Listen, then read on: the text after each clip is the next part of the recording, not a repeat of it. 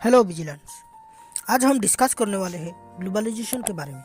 Globalisation का मतलब यह है कि एक कंट्री दूसरे कंट्रीज के साथ इंटरकनेक्टेड और इंटरडिपेंडेंस होना। ये जो कनेक्शन होगा ये पॉलिटिकली, इकोनॉमिकली, कल्चरली या टेक्नोलॉजिकली भी हो सकती है।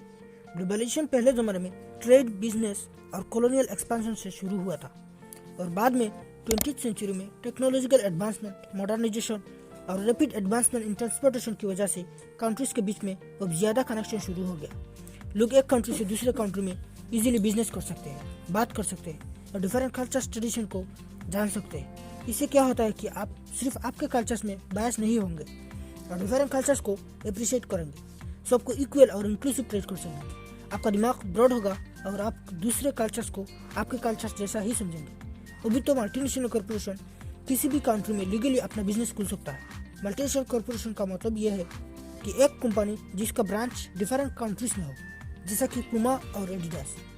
ये सब यूरोपियन कंपनी है लेकिन इनका ब्रांच बहुत सारे कंट्रीज में है। इस डिजिटल ज़माने में यानी 21st सेंचुरी में इंटरनेट ने ग्लोबलाइजेशन को और बढ़ा दिया। अभी हम वर्ल्ड के किसी भी कंट्री से बाकी कंट्रीज का वेबसाइट इंफॉर्मेशन एक्सेस कर सकते हैं। ग्लोबलाइजेशन का जो कंसेप्ट है ये अभी भी ऑनगोइंग है, ये इवॉल्व होता जा रहा है। लोग अब ज़्यादा इंटरकनेक्टेड और इंटरडिपेंडेंस हो रहे हैं। एक कंट्री की इकोनॉमी दूसरे कंट्री के इकोनॉमी में इम्पैक्ट करता है। यूरोपियन यूनियन के सिटीजन्स किसी भी मेंबर्स कंट्री में वीज़ा फ्री घूम सकते हैं। क्या पता फ्यूचर में ग्लोबलाइजेशन इस हद तक भी चला जाए, जो कि पॉसिबल है। दोस्तों, ग्लोबलाइजेशन की वजह से कंट्रीज को बहुत सारे फायदे और नुकसान भी हुए हैं। तो चलिए जानते हैं क्या क्या फायदे और नुकसान हुए हैं।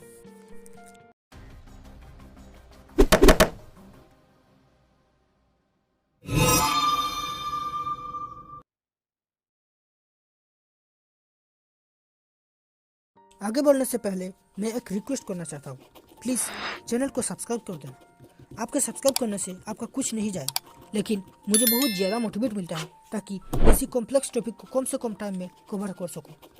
Thank you. Okay, let's come to the topic. Globalisation countries के बीच में ट्रेड और बिजनेस प्रमोट करता है।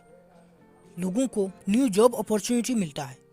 ओवरऑल ग्लोबलाइजेशन की वजह से इकोनॉमिक ग्रोथ होता है। ग्लोबलाइजेशन में लोगों को इन सब रिसोर्सेस मिलती है जो इनके कंट्री में नहीं होता है, जैसा कि ऑयल, पेट्रोलियम वगैरह। ये सब ग्लोबल ट्रेड की वजह से सब कंट्रीज को मिल रहा है। ग्लोबलाइजेशन टेक्नोलॉजी और इनोवेशन प्रमोट करता है, न्यू आइडियाज स्प्रेड करता है। आज जिस कंट्री में लोग वेपन्स, कार्स वगैरह बनाना नहीं जानते, इनके पास भी ये सब है। डिफरेंट कंट्री से लोग नॉलेज, आइडियाज शेयर करते हैं एक दूसरे से, ताकि कुछ नया और बना सके। एग्जाम्पल के लिए आप नासा को देख लीजिए। ये यूएस में है लेकिन इसमें दुनिया के कोने कोने से साइंटिस्ट आके काम करते हैं। ग्लोबलाइजेशन डिफरेंट कल्चर्स को प्रमोट करता है। लोग डिफरेंट कल्चर्स को जान सकते हैं और इनको इक्वल ट्रीट कर सकते हैं। लोगों के दिमाग में ये सेंस आ जाता है कि दुनिया में जैसा मेरा कल्चर से वैसा ही बाकी कल्चर से।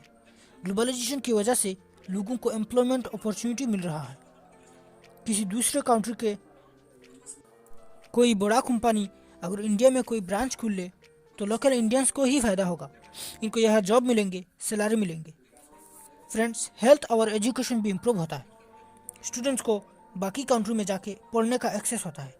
किसी कंट्री अगर नया कोई मेडिसिन डिस्कवर कर ले तो ऐसा नहीं होता है कि सिर्फ वही के सिटीजन्स को ही मिलेंगे, बल्कि नॉलेज को शेयर किया जाता है और बाकी कंट्रीज में भी अवेलेबल किया जाता है। ग्लोबलाइजेशन इंटरनेशनल कोऑपरेशन प्रमोट करता है। इससे कंट्री के बीच में एग्रीमेंट, डील्स वगैरह होता है ताकि कॉन्फ्लिक्ट और वार रुक सके। और international issues like terrorism, environmental exploitation, cyber crime, ये सब प्रॉब्लम को कलेक्टिवली एड्रेस किया जा सकता है। चलिए अब थोड़ा डीमेरिट्स भी डिस्कस कर लेते हैं। ग्लोबलाइजेशन इनकम इनइक्वलिटी के लिए क्रिटिसाइज किया जाता है। ये लोगों में और कंट्रीज के बीच में भी वेल्थ गैप बड़ा कर देता है। जो पुअर कंट्री है ये दूसरे रिच कंट्री में अपना बिजनेस नहीं खोल सकता क्योंकि इनके पास पैसा नहीं होता है रिच कंट्री में कंपटीशन करने के लिए। और इनके खुद के कंट्री में भी जब कोई रिच कंट्री अपना कंपनी का ब्रांच खुलता है तो यह भी कंपटीशन में नहीं टिक सकता। आप लोग कितने इंडियन स्मार्टफोन ब्रांड बता सकते हो? अगर इंडिया की कंडीशन ऐसी है जो कि 5th लार्जेस्ट इकोनॉमी है, तो आप सोच सकते हो पुअर कंट्रीज का क्या हाल है। पुअर कंट्रीज को हमेशा दूसरे के ऊपर डिपेंड करना पड़ता है और ये सिचुएशन चलता रहता है। पुअर कंट्रीज पुअर रहता है और रिच कंट्रीज और रिच बनता है। इसलिए बहुत सारे क्रिटिक्स ने ग्लोबलाइजेशन को ग्लोबल कैपिटलिज्म कहा है। ग्लोबलाइजेशन की वजह से लोकल लेबर को नुकसान हो सकते हैं क्योंकि ऑटोमेशन टेक्नोलॉजी इनका रूल ले लगा।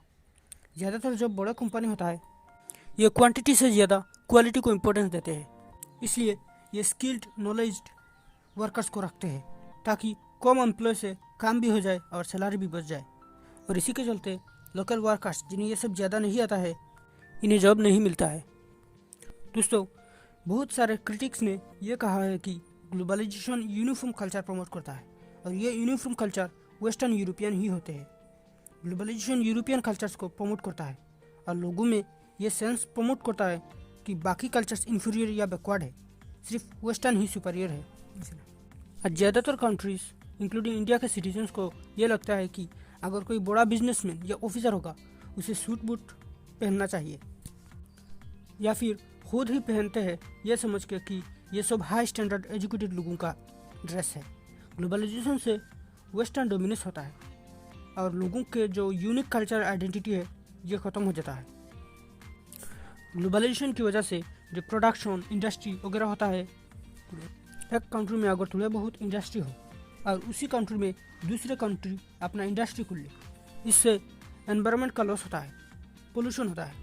तो ये सब एनवायरनमेंट में बहुत ज़्यादा नुकसान पहुंचाता है क्योंकि ग्लोबलाइजेशन इन सब को बढ़ा देता है।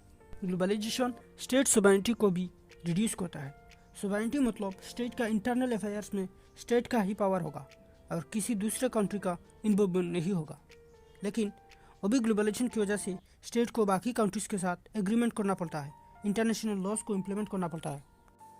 अगर किसी कंट्री दूसरे कंट्रीज से ये सब रिलेशन नहीं रखता है तो इसका ही नुकसान होगा क्योंकि बाकी कंट्रीज इनके यहाँ बिजनेस नहीं करेंगे। अल्टीमेटली स्टेट की इकोनॉमी भी कोलैप्स हो सकती है। ग्लोबलाइजेशन ने स्टेट का पावर रिड्यूस कर दिया है। अब स्टेट का सोवरेनिटी होते हुए भी स्टेट को बाकी कंट्री के साथ रिलेशन और एग्रीमेंट करना पड़ता है। आज के वीडियो यहाँ ख़त्म करते हैं। आई होप आपको ग्लोबलाइजेशन के बारे में कुछ जानने को मिला है। Thank you and please don't forget to subscribe the channel.